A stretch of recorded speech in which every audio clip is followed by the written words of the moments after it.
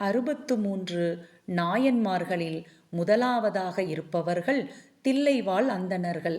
இவர்கள் சிவனிடமே தீட்சை பெற்றதால் தீட்சிதர்கள் என்று அழைக்கப்பட்டனர். இவர்கள் மொத்தம் 3000 பேர்.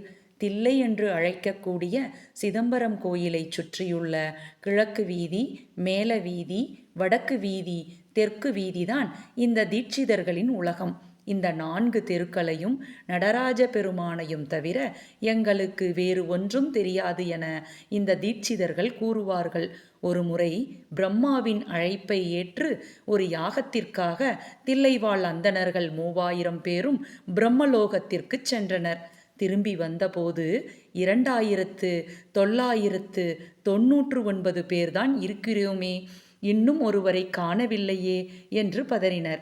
உங்கள் 3000ல் நானும் ஒருவன், மறந்துவிட்டீர்களா என சிவன் நேரில் வந்து கேட்டதும் ஆனந்த கண்ணீர் வடித்தார்கள் தீட்சிதர்கள்.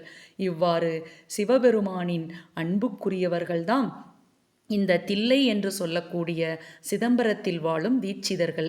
இதை 4வரில் ஒருவரான சுந்தரர் தில்லைவாழ் அந்தணர்தம் அடியார்க்கும் அடியேன் என்று பாடிச் சிறப்பித்துள்ளார்.